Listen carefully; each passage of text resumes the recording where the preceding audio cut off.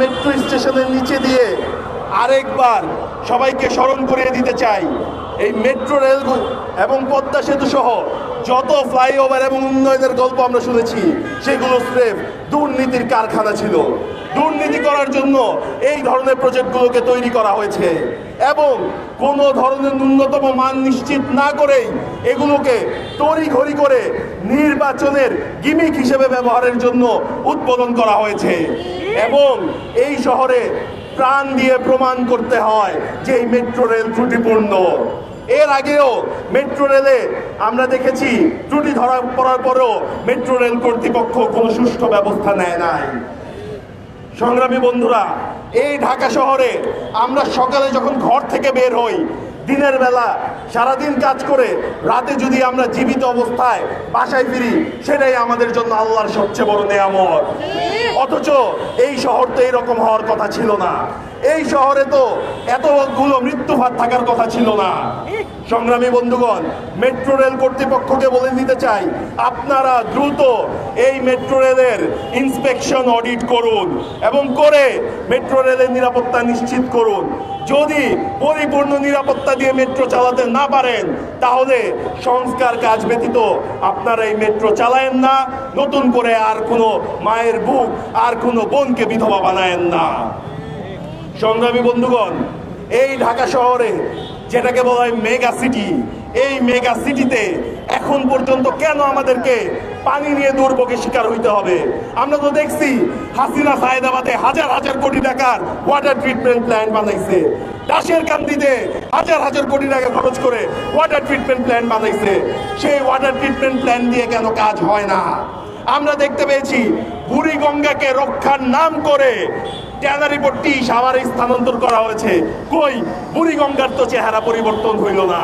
আমরা তাপসে দেখছি বুড়িগঙ্গার আদি চ্যানেল উদ্ধার করার নাম করে হাজার হাজার কোটি টাকার বাজেট করা হয়েছে। কই, বুড়িগঙ্গার সেই আদি চ্যানেল তো সচল রইল না। এখনো বুড়িগঙ্গার পানি কেন শুদ্ধ হইল না, বিশুদ্ধ হইল না? কেন বুড়িগঙ্গার পানিকে আমরা ব্যবহার করতে পারি না? এমনকি শীতলক্ষার পানিকেও সম্পূর্ণরূপে দূষিত করা হয়েছে। এখন পদ্মা থেকে পানি এনে তারপর সেটাকে ঢাকা শহরে সাপ্লাই দেওয়ার কথা বলা হচ্ছে। আমরা নতুন মেগা প্রজেক্ট চাই না। ঢাকার আশেপাশে যে নদী রয়েছে, বুড়িগঙ্গা, শীতলক্ষা, বালু, সেই নদীগুলোকে দূষণমুক্ত করুন, তারপর সেগুলোকে ওয়াটার ট্রিটমেন্ট প্ল্যান্টে পরিশুদ্ধ করার মাধ্যমে নগরবাসীকে এই পানির হাহাকার থেকে রক্ষা করুন।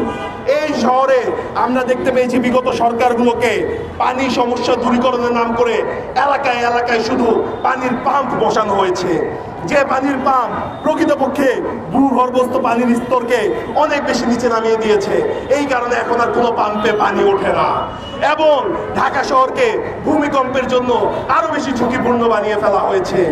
অর্থাৎ বিগত সরকারগুলো সুপরিকল্পিতভাবে ঢাকা শহরকে একটি মৃত্যুর পুরীতে পরিণত করেছে। তারা এই শহরের কোটি কোটি জনতা একটি ভূমিকম্প কিংবা পানির হাহাকারে কিংবা মেট্রো রেলের গার্ডার ধসে পড়ে, ফ্লাইওভারের গার্ডার ধসে পড়ে এই শহরে যেন মানুষ মারা যায় তার সকল আয়োজন করেছে। সংগ্রামী বন্ধুরা, আমরা তো ভোট দিয়া মৃত্যুর সার্টিফিকেট কেনার জন্য ভোট দেই না। আমাদেরকে সচেতন হইতে হবে, আমাদেরকে সরকারের উপর চাপ প্রয়োগ করতে হবে। অন্তর্বর্তী সরকারের স্থানীয় সরকার উপদেষ্টার আন্ডারে ওয়াসা রয়েছে, ঢাকা সিটি কর্পোরেশন রয়েছে। আমরা তার কাছে অনুরোধ জানাতে চাই, আপনি এই দুটো সংস্থাকে চাপ প্রয়োগ করে নগর সেবা উন্নয়নের জন্য তাদেরকে বাধ্য করুন। আমরা জানি এই দুইটি প্রতিষ্ঠানে এখনো ফ্যাসিবাদের দোসরেরা রয়ে গিয়েছে। তারা এই সরকারকে সর্বাঙ্গভাবে অসহযোগিতা করছে। আমরা দেখতে পেয়েছি জনতার মেয়রের নাম করে এক দখলদার মেয়র ইশরাককে, তিনি নগর ভবনের সিট দখল করার জন্য যতটা তৎপর, এই নগরবাসীর নাগরিক সেবা নিয়ে, নাগরিক অধিকার নিয়ে তার কোনো চিন্তা নাই। আমরা ইশরাক সাহেবকে বলবো, আপনি নগর ভবনের মেয়রের চেয়ার দখল না করে নগরবাসী কাতারে নেমে আসুন, আমাদের নাগরিক অধিকার নিয়ে কথা বলুন। যদি আপনি নাগরিক অধিকার নিয়ে কথা বলেন, আমরা আপনার পাশে এসে দাঁড়াবো ইনশাআল্লাহ। সংগ্রামী বন্ধুরা, বক্তব্য আর দীর্ঘায়িত করব না। রাজনৈতিক নেতাদেরকে বলে দিতে চাই, আপনারা যদি নগরবাসীর নাগরিক অধিকার নিয়ে কাজ না করেন, জাতীয় নাগরিক পার্টির ঢাকা মহানগর নেতৃবৃন্দ নাগরিকদের পাশে দাঁড়িয়ে প্রত্যেকটি এলাকায় নাগরিকের যে সেবা সেটি নিশ্চিতের জন্য প্রত্যেকটি ওয়ার্ডে ওয়ার্ডে আন্দোলন করে তুলবে এবং আপনারা প্রত্যেকটি ওয়ার্ডে নাগরিক সেবা পৌঁছে দিতে বাধ্য হবে। ভোটের রাজনীতি করতে আসি নাই, নাগরিকের অধিকার নিয়ে রাজনীতি করতে আসছি। নাগরিকের অধিকার নিশ্চিত করবো ইনশাআল্লাহ। ইনকিলাব জিন্দাবাদ। ধন্যবাদ শাহরের ভাইকে তার মূল্যবান বক্তব্য রাখার জন্য। আপনাদের সামনে বক্তব্য নিয়ে আসছেন বিপ্লবী বক্তা, জাতীয় নাগরিক পার্টির সিনিয়র যুগ্ম আহ্বায়ক জনাব আলমগীর ভাই। সংগ্রামী উপস্থিতি, আমাদের প্রোগ্রাম প্রায় ঘন্টাখানেকের উপরে চলতেছে, সময় খুবই সংক্ষেপ। আমরা জাস্ট দুটি কথা বলবো। জাতীয় নাগরিক পার্টি বাংলাদেশের জনগণের যে নাগরিক অধিকার, মানবিক মর্যাদার যে অধিকার, সে অধিকার প্রতিষ্ঠা আমরা নিরলস কাজ করে যাচ্ছি। আমরা দেখতে পাচ্ছি গত 16 তারিখে এই মাসের মিরপুরে অগ্নিকাণ্ডে প্রায় 16 জনের প্রাণ গিয়েছে। গত পরশু আমরা দেখলাম মেট্রো রেলের বেয়ারিং প্লেট পরে এক নাগরিক মারা গেল। এই নগরে আজকে মানুষ যে জীবিত থাকে, সকালে বের হয়ে শত মৃত্যুকূপ থেকে বেরিয়ে রাতের বেলা নিরাপদে বাড়ি কোনো রকম যান নিয়ে বাড়ি ফিরে, সেটাই এক বড় আশ্চর্য। আজকে ঢাকা শহর বসবাসের অযোগ্য হয়ে গিয়েছে। এখানে নাগরিকদের কোনো নিরাপত্তা থাকে না। ঢাকার বিভিন্ন এলাকায় দেখবেন নিরাপদে যাতায়াত করা যায় না, বিভিন্ন ধরনের ছিনতাইয়ের শিকার হতে হয়। কিংবা আধা বেলা কিংবা একদিন বৃষ্টি হলেই দেখা গেছে যে জলাবদ্ধতা আর সেখানে চলাচলের উপযোগী থাকে না।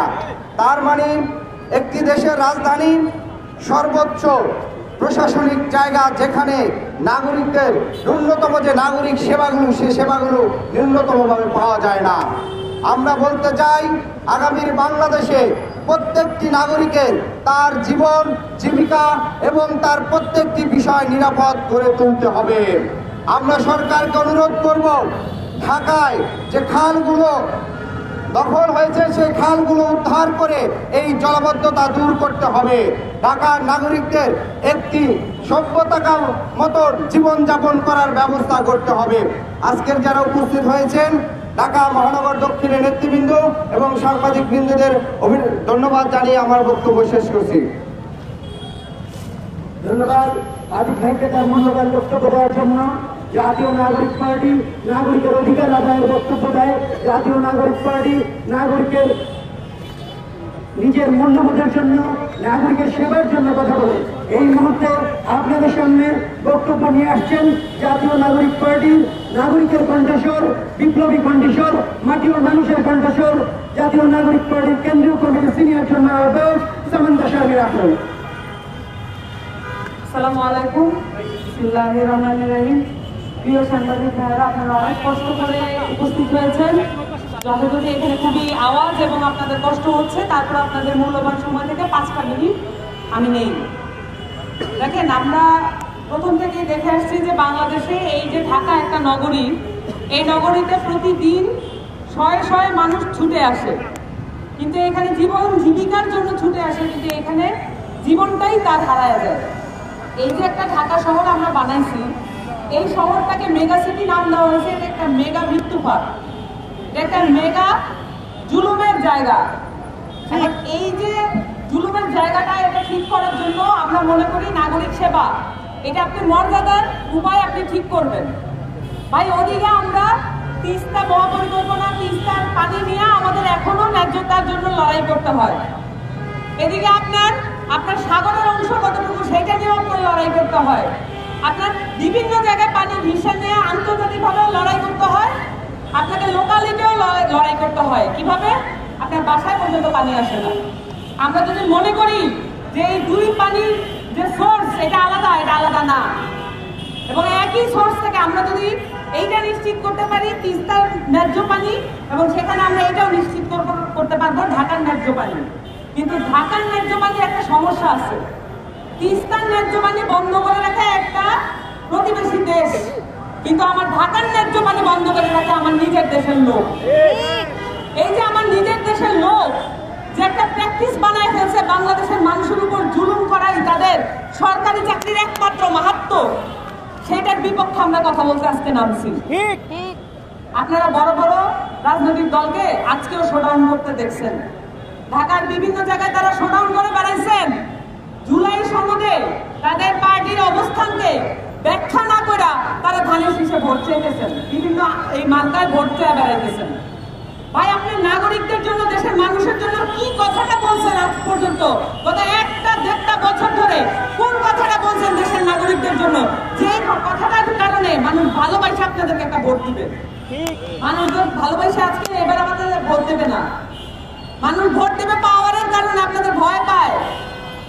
আপনাদের কাছাকাছি না থাকলে যদি তার ন্যূনতম যে মর্যাদা ওইটাও যদি কায়রা নিয়ে যায়, তার যে রাস্তার চায়ের দোকানটা ওইটাও যদি কায়রা নিয়ে যায়, ভয়ে ভোট দিতে পারত। কিন্তু ভালোবাসা আপনাদেরকে আর ভোট দেবে না। পুরাতন যত রাজনৈতিক দল আছে তাদের পাল্লা শেষ। এই জুলাই সনদে দেখেন আমরা যে ভূমিকাটা পালন করলাম, পুরো দেশের মানুষ এটাতে সাধুবাদ জানাইছে। কতগুলো দল তারা ছিল আতঙ্কে, একটা দল আবার বলছে যে এটাকে প্রত্যাহার করবো, সাইন করে আবার বলছে প্রত্যাহার করবো। কিন্তু আজকে আইসা সবাই মনে করতেছে ভুল করলাম নাকি সাইন করে। কিন্তু এই যে আমাদের একটা দল, একটা নতুন রাজনৈতিক দল, আমাদের একটা তরুণদের রাজনৈতিক দল, অভিজ্ঞতা কম হইতে পারে, কিন্তু আমরা এটা পরিষ্কার করে বলে দিতে চাই, মানুষের জায়গা থেকে এবং নাগরিকদের অধিকার আদায়ের জায়গা থেকে আমরা এক চুলো নড়ি নাই। অভ্যুত্থানের সময় আমরা লড়াই করছিলাম নাগরিক মর্যাদার জন্য, সাম্যতার জন্য। আপনাদেরকে মসনদে বসানোর জন্য আমরা লড়াই করি নাই। একটা গ্লাসে একজন পানি খাইতে গেলে সেখানে পোকা নাড়ে, এরকম একটা দেশের জন্য আমরা লড়াই করি নাই। আপনাদের মনে হইতে পারে ন্যায্য পানির জন্য লড়াই, এইটা আবার কেমন বস্তু, কিন্তু আমরা বলতে চাই এই যে ন্যায্য পানির জন্য প্রত্যেকটা নাগরিকের, সুনাগরিকের মর্যাদা রক্ষার জন্য, নিরাপত্তার জন্য লড়াই, এইটাই বাংলাদেশের আসল যে মর্যাদা, সেইটাই একমাত্র এটা ঠিক করে দেবে। সংসদে শুধুমাত্র পাওয়ার প্র্যাকটিস করার জায়গা না, সংসদ মানুষের কথা বলার জায়গা। সংসদ ওই জায়গা যেখানে আপনি আইন প্রণয়ন করবেন, মানুষের পক্ষে কথা বলবেন। সংসদ ওই জায়গা না যেখানে গিয়ে আপনি আপনার যে কোম্পানি আছে ওই কোম্পানিতে কিভাবে আপনি কাজ বাগাবেন, কিভাবে উন্নয়ন কাজ করবো আপনি নিজের পকেটে বাগাবেন, এইটা জায়গা সংসদ না। পুরাতন রাজনৈতিক দলগুলো এখনো ভুল করতেছে, তাদেরকে ওই ভুল থেকে এখন সঠিক রাস্তায় আনার কাজ আমাদের। এইটা আমাদের সকলের যেমন কাজ, যারা পথচারী আছেন তাদেরও এটা কাজ, যারা শুনতেছেন তাদেরও এটা কাজ। অবিলম্বে যিনি নিহত হয়েছেন এই ঝুঁকিপূর্ণ মেট্রো রেলে গার্ডার করে, বিয়ারিং করে, তাকে, তার পরিবারকে পুরোপুরি পুনর্বাসনের ব্যবস্থা করতে হবে এবং পুনর্বাসনের পাশাপাশি তাদের পরিবার যাতে নিশ্চিন্তে চলতে পারে, এই মৃত্যুফাত থেকে, যে মৃত্যুফাতে ঢাকাকে পরিণত করা হয়েছে, এই মৃত্যুফাত থেকে যাতে মুক্ত হয়, এই জন্য এই নগরবাসীকে এখান থেকে উদ্ধার করতে হবে। এটা কত বড় মৃত্যুফাত এটা বোঝার জন্য আমি বাংলা মোটর থেকে এখানে হাইটে আসছি এবং আসলে আমার বুক দুরদুর করছে যে এখানে হাঁটার সময় যে কারো মৃত্যু আসলে অবশ্যম্ভাবী। এই যে রাস্তায় চলাচল করে এগুলাকে নিরাপদ করতে হবে আমাদেরকে অবশ্যই। এই নাগরিকের জায়গায় যে ডিসি ইউনো এগুলা সমানে দখল করছেন আপনারা, এই ডিসি ইউনোরা কি বা কতটুকু কাজ করছে বাংলাদেশের মানুষের জন্য? বসাইছে ঠিকঠাক, কিন্তু কাজের বেলায় ফাঁকা। এগুলো আমরা আর বাংলাদেশে চলতে দিব না। ঢাকা মহানগর দক্ষিণ এনসিপির পক্ষ থেকে আজকে যে প্রোগ্রাম, যে অনুষ্ঠান, যে মানববন্ধন আমরা সংগঠিত করলাম, এটা হচ্ছে একটা নতুন মেসেজ বাংলাদেশের জন্য। আর কোনোদিন বাংলাদেশের বিপক্ষে কথা বলে, জুলাই সনদের বিপক্ষে কথা বলে আর কোনোদিন বাংলাদেশের রাজনীতি করা যাবে না। সকলকে ধন্যবাদ। আসসালামু আলাইকুম।